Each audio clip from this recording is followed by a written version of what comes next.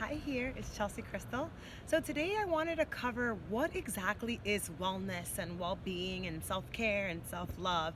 For me personally, all of those things are intertwined, and right now we're at a peak where everyone's worried about wellness, everyone wants self-care, everyone's talking about self-love, and for some of us it's like, what does that even mean? Does that mean I just slather a mask on my face and I'm doing fine? Does that mean that I am going to therapy and that I'm fine? So I wanted to share with you guys a couple of things that I use to make sure that my well-being is in check. And one thing I wanted to do was define wellness for you guys. So wellness, as per the dictionary, means to be in a state of feeling well, feeling good, feeling secure, free of illness, and it is a continuing thing, right? So what I mean by that, it's like, it means I shouldn't just have a green juice today and then like now I'm good off of green juices for the rest of the month. What it's saying is that wellness is something that's ongoing, that it's a continuum spectrum, and depending on where you're at on the spectrum will decide your well-being. So for me, I like to separate the pillars, or I call them pillars, into four, right? So the first pillar being emotional health and well-being, second being spiritual health and well-being, third being physical health, and the fourth being mental. So whenever I find that I am doing less than superb, which is I feel something bothers me, whether it be physically, emotionally, when something feels off, you'll know it.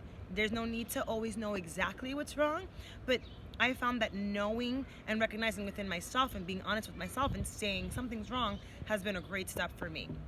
So I like to use, in order to take care of myself, in order to continue on my spectrum and my well-being, I like to use something called Maslow's hierarchy, which is something that I learned in nursing school, which is basically, it likes to prioritize the human needs. So Maslow said that the most important human needs are those that are physical, right?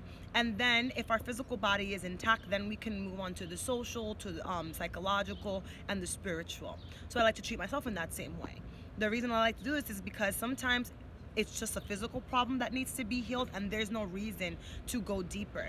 I know that I shared before that sometimes some mental health professionals or clinicians, what they'll do is make sure that you have a physical that says that you're in good health physically before they take you mentally, because sometimes we may think that the issue is mental or it's emotional, but it's actually a physical or psychological issue that is manifesting itself via our emotions. Like, a lot of side effects or a lot of symptoms to things can be depression, can be weight gain, etc.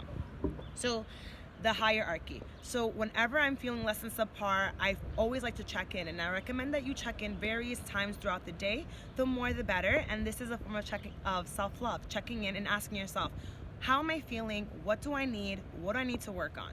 So firstly, check in on the physical, which means your physical body. Whenever I'm just like, sometimes, I just get moody and I'm like, what is up? I don't know why I'm moody.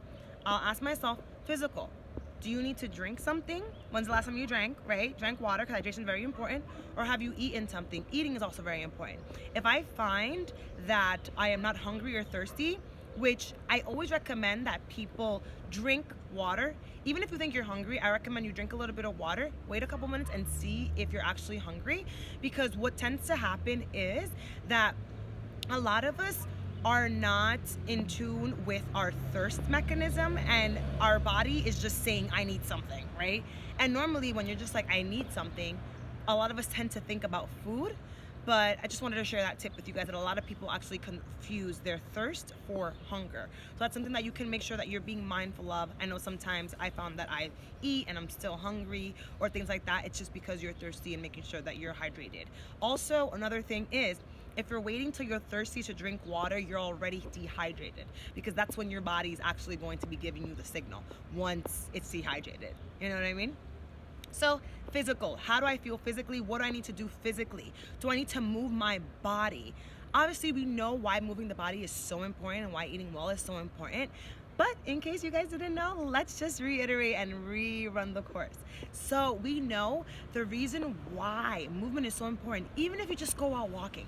Sometimes when I'm just too upset and I don't even know what to do, if I'm mad, I just go for a walk, because we know that everything is energy. And when we are feeling negative energy inside of our body, we have to transmute it. We have to express it, right? And working out can be a form of expression that's not so heady into, why do I feel this way, right? So making sure that the first thing is, something feels wrong, try to eat something, try to drink something, healthful foods, have a little workout, see how you feel. If that doesn't help, then we're tuning in to see, okay, for me, I like to check in on my, I kind of view mental, spiritual, and emotional on the continuum, and depending, I kind of view them all together. And what I found for me is that whenever I focus on my emotional health and my spiritual health, my mental health by default is doing better, right? So a lot of the times, and even things that can trigger or trigger or be like antagonists, I want to say, to mental health, or that can like push on an onset, because technically anyone is at risk for a mental illness. You just would need a situation in your life that was traumatic enough to push you over the edge where you're going to be manifesting those symptoms. Regardless, I like to check in on myself and ask myself, how do I feel? Right? Like, how do I feel? And I found that there's a wheel that I'll probably tag it below, but it's an emotional wheel, and it helps me find the words. For example, the latest emotion that I was navigating through was shame. So a couple of years ago, I got in trouble with the law, and that made me really self-conscious. It just did a lot to my self-esteem, to say the least. So a lot of things were coming up for it. So because I knew the emotion that I was feeling, I was able to then use my mind to do things that would help me. For example, talking to a friend, talking to my sister about the topic, helped me express myself, helped me mentally get a hold of what was going on, helped me mentally feel secure, spiritually made me feel secure, made me feel seen. I felt safe because someone was there to hear me, listen to me. And then spiritually, I was also able to help with my emotions by reading scriptures, writing devotionals, reading devotionals, and making sure that I'm using my intelligence, right? And things that literally just make me feel good, like, in order to support my emotional health. So with this is just a quick little video that I wanted to share what wellness really is, and how we can take into effect what wellness looks like on our day-to-day. Remember that wellness day-to-day, moment to moment, minute to minute, year by year is going to look different. So sometimes maybe you found that you normally felt well by talking to this friend or doing this activity. Be open with yourself, be loving with yourself, be kind with yourself, be gentle with yourself enough to be flexible with yourself, and change if something's not working. With that, I love you, and I hope that you continue to practice loving you. If you guys have any questions on wellness, or if you guys want me to clarify anything that I've said, because this was kind of off the whim, I didn't really think about what I was gonna say, leave a comment below, share with your friends, any tips that you think that I shared that were helpful. With that, I love you guys. Bye.